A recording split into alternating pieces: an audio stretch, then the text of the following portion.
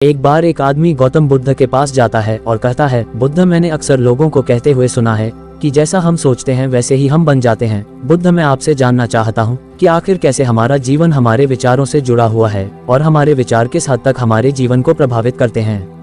बुद्ध कहते हैं, ये बात सच है कि इंसान जैसा सोचता है वैसा ही बन जाता है। हम जिस विचार को अपने मन में लंबे समय तक रखते हैं और उसके बारे में बार बार सोचते रहते हैं, हम वैसे ही बनते चले जाते हैं। लोग अपने आप को उन विचारों से बनाते हैं जिनके बारे में वह लगातार मन में सोचते रहते हैं। इंसान का चरित्र भी उसके विचार ही बनाते हैं। अगर विचार अच्छे हैं तो चरित्र भी पवित्र होगा और अगर विचार ही दूषित है तो चरित्र भी बुरा ही बनेगा। अगर तुम ध्यान से देखो तो पाओगे कि तुम्हारे जीवन का हर पहलू तुम्हारे किसी न किसी विचार से जुड़ा हुआ है। तुम जो भी हो अपने विचारों की वजह से हो। तुम्हारे विचार अच्छे हो या बुरे, ये तुम्हारे जीवन को किसी न किसी रूप में या तो अच्छा बना रहे हैं या बुरा। हम जैसी सोच रखते हैं हमारा चरित्र भी वैसा ही बन जाता है।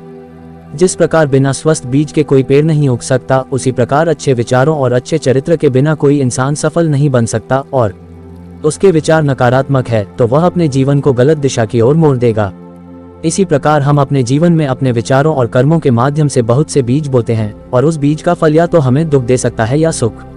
अगर हमने सकारात्मक विचारों के बीज बोए थे तो हमें सफलता और खुशी मिलेगी, लेकिन अगर बुआई के बीज नकारात्मक विचारों के थे तो असफल और दुखी होने लगेगा। तुम जिन लोगों को सफल और महान समझते हो वो लोग यहाँ तक ऐसे ही नहीं पहुँचे। उन्होंने अपने विचारों पर नियंत्रण रखकर अपने चरित्र को ऐसा गठित किया था और इसी चरित्र के बल पर ही वह महानता की ऊंचाई को छू पाए। तो असल में तुम्हारे अंदर जैसे विचार हैं तुम बाहर भी वैसे ही रहोगे। अगर तुम्हारे अंदर दूसरों के लिए गुस्सा है, जलन है, नफरत है तो तुम्हें बाहर भी वही मिलेगा। तुम्हें ऐसे ही लोग मिलेंगे जो तुम्हारे साथ यही करेंगे। लेकिन अगर तुम्हारे अंदर प्रेम है, शांति है तो वैसे ही बनते चले जाओगे और तुम्हें बाहर भी यही मिलेगा। और ऐसे विचार रखने वाले लोगों को सम्मान और प्रेम दोनों मिलता है। असल में इंसान खुद ही अपने जीवन का निर्माता है। वह इसे बना भी सकता है और बिगाड़ भी सकता है। इंसान अपने कर्मों और विचार के द्वारा ही अपने चरित्र को बनाता है, अपने समाज को बनाता है, अपनी किस्मत को बनाता है। व्यक्ति ने कहा, लेकिन बुद्ध, मैं अपने विचारों के द्वारा खुद को बेहतर कैसे बना सकता हूँ? बुद्ध ने कहा, अगर तुम्हें खुद को बेहतर बनाना है तो सबसे पहले अपने अंदर चलने वाले विचारों पर ध्यान देना शुरू करो। तुम्हें ध्यान से देखना होगा कि दिन भर तुम क्या सोच रहे हो। कहीं तुम मन ही मन दिन भर लोगों की बुराई और उनके प्रति नफरत तो नहीं पाल रहे हो। असल में इस चीज पर ध्यान देना है कि तुम अच्छाई की तरफ जा रहे हो या बुराई की तरफ। जब तुम यह अच्छे से समझ जाओगे कि तुम्हारे दिमाग में अच्छे विचार चलते हैं या बुरे विचार, तभी जाकर तो अपने सोचने के तरीके में कोई बड़ा सकारात्मक बदलाव लाओगे। तुम्हारे अंदर कभी न खत्म होने वाला खजाना भरा पड़ा है। तुम्हें नहीं पता कि तुम क्या क्या कर सकते हो, कैसी कैसी अद्भुत शक्तियां तुम्हें मिल सकती है। तुमने बहुत से महान योद्धाओं और महान लोगों के बारे में सुना होगा। अगर तुम्हें उनकी शक्तियों पर यकीन नहीं है तब भी तुम्हें इतना तो मानना ही पड़ेगा कि बिना आग के धुआं नहीं उठता। उनमें कुछ न कुछ तो बात होगी जिसकी वजह से उनके बारे में इतना कुछ लिखा और कहा गया है। तो आखिर वह कौन लोग थे जिन्हें संसार ने महायोद्धा और महान आदर्शों के रूप में पूजा? अगर हम थोड़ा गहराई से सोचें तो ये वो लोग थे जिन्होंने अपने अंदर के कभी न खत्म होने वाले खजाने को पहचान लिया था। वह रोज अभ्यास करते गए, खुद को बेहतर बनाते गए, लोगों की मदद करते गए, सबका अच्छा करते गए और वो दुनिया में महान और अमर बन गए। अगर तुम भी ऐसा करना चाहते हो तो सबसे पहले तुम्हें अपने विचारों पर ध्यान देना होगा। बुद्ध ने आगे कहा, एक इंसान के दिमाग की तुलना एक बगीचे से की जा सकती है। जिस प्रकार एक बगीचे को साफ सुथरा और सुंदर बनाए रखने के लिए समय समय पर उसमें उग रहे खरपतवारों को हटाना पड़ता है, रोज पानी देना पड़ता है, पौधे की देखरेख करनी पड़ती है, उसी प्रकार हमें अपने दिमाग को सकारात्मक और सुंदर बनाए रखने की जरूरत होती है। उनकी देखभाल करनी पड़ती है। इसमें से नकारात्मक विचारों को लगातार हटाना पड़ता है और सकारात्मक विचारों को जगह देनी पड़ती है। इसके लिए हमें डर, चिंता, नफरत और जलन जैसी भावनाओं से खुद को दूर रखना पड़ता है।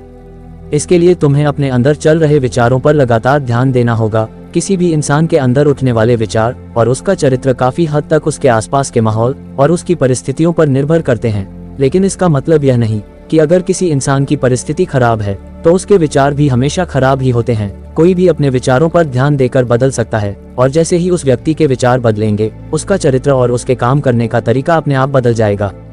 किसी भी व्यक्ति को धीरे धीरे ये सारी चीजें सीखनी पड़ती है। विचारों के काम करने के तरीके को समझना पड़ता है। सबसे पहले यह मानना पड़ेगा कि जो काम सामने वाला व्यक्ति कर सकता है वह तुम भी कर सकते हो। तुम्हें इसके लिए बार बार अभ्यास करने की जरूरत है, नई चीजें सीखने की जरूरत है। जैसे जैसे तुम्हारी सोच बदलेगी, परिस्थितियां बदलती चली जाएंगी। जो भी विचार तुम बीज के रूप में अपने मन मस्तिष्क में डालते चले जाओगे, वह धीरे धीरे तुम्हारे चरित्र में, तुम्हारे कामों में दिखना शुरू हो जाएगा।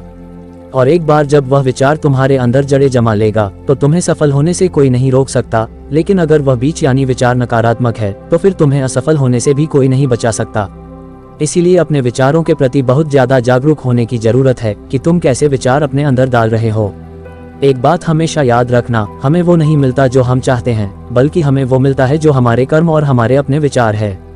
इसीलिए इच्छा करना और इच्छा के बारे में लगातार अच्छा सोचते रहना और उसे पूरा करने का प्रयास करना बिल्कुल अलग अलग चीजें हैं। क्योंकि इच्छा तो हर व्यक्ति करता है, लेकिन इच्छा के बारे में लगातार सकारात्मक सोचना और उसे पाने के लिए कड़ी मेहनत करना, ये बहुत ही कम लोग कर पाते हैं।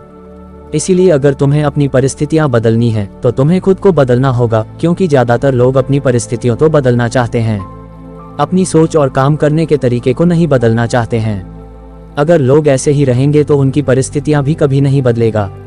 तब उस आदमी ने कहा, बुद्ध, हमारे विचारों का हमारे शरीर पर क्या प्रभाव पड़ता है? बुद्ध ने कहा, हमारा शरीर हमारे मन का गुलाम होता है। हम जो भी सोचते हैं उसका सबसे पहला असर हमारे शरीर पर ही पड़ता है। तुमने देखा होगा कि जो लोग बहुत ज्यादा चिंता करते हैं वो जल्दी बीमार पड़ जाते हैं। इसके साथ ही जो लोग दूसरों के प्रति जलन और हमेशा नकारात्मक सोचते रहते हैं वह भी बहुत ही जल्द मानसिक और शारीरिक बीमारी की चपेट में आ जाते हैं। और अगर तुम भी ऐसे विचार रखोगे तो तुम्हारे साथ भी ऐसा ही होगा। इसके विपरीत जो लोग हमेशा खुश रहते हैं, दूसरों का अच्छा सोचते हैं, हमेशा स्वस्थ रहने का विचार रखते हैं, तो उनकी ऊर्जा भी वैसे ही बन जाती है। और इस ऊर्जा को सकारात्मक प्रभाव सबसे पहले उनके शरीर पर ही पड़ता है, क्योंकि जिस व्यक्ति का दिमाग शांत है उस व्यक्ति के शरीर की आधी बीमारी अपने आप ही खत्म हो जाती है।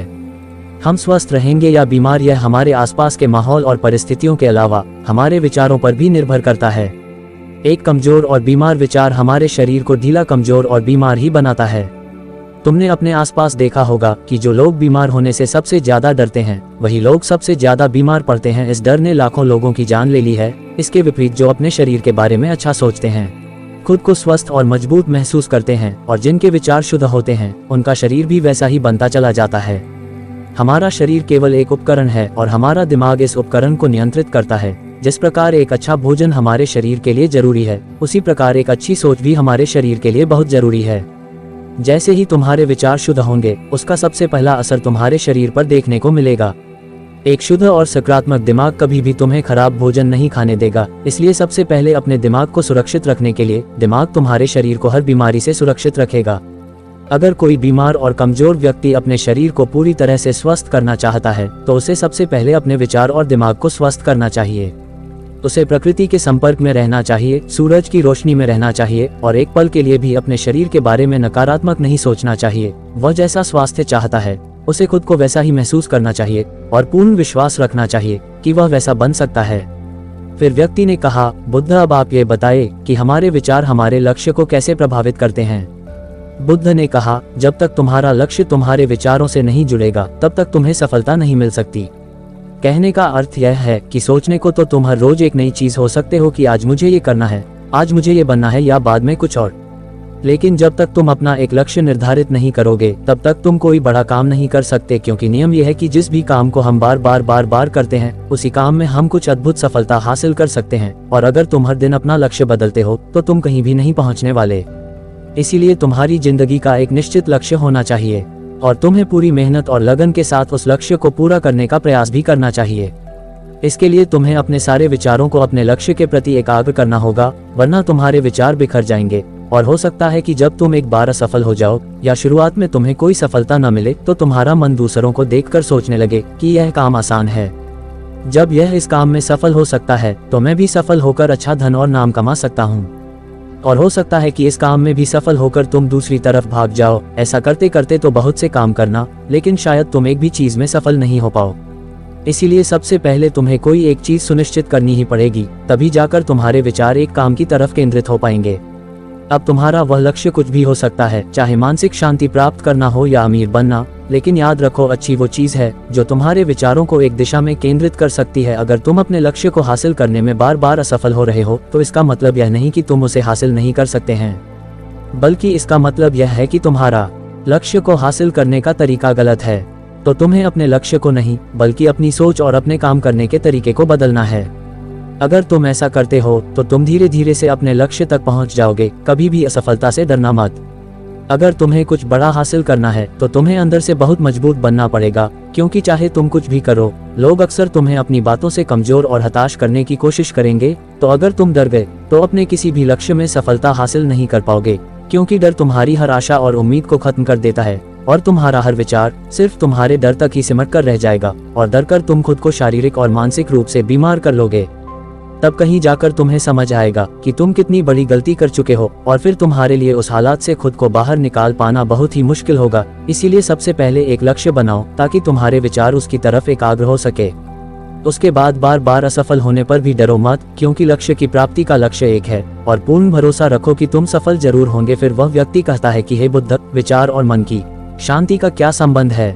बुद्ध ने कहा, मन की शांति वह खजाना है जिसे दुनिया के प्रसिद्ध लोग भी हासिल नहीं कर पाते, और जिसने ये खजाना हासिल कर लिया दुनिया का सबसे खुशनसीब इंसान है। वह लोगों की भीड़ में सबसे अलग नजर आता है। ये कहने में जितना आसान लगता है, असल में ये उतना आसान है नहीं। मन की शांति को केवल लंबे समय तक आत्मनियंत्रण के द्वारा ही पाया जा सकता है।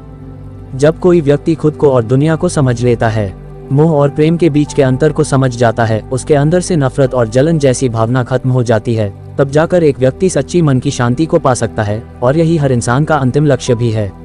एक अंदर से शांत व्यक्ति बुरी से बुरी परिस्थिति में भी खुद को नियंत्रित रख सकता है। जितनी मानसिक शक्ति एक शांत इंसान के पास होती है, उतनी और किसी के पास नहीं होती।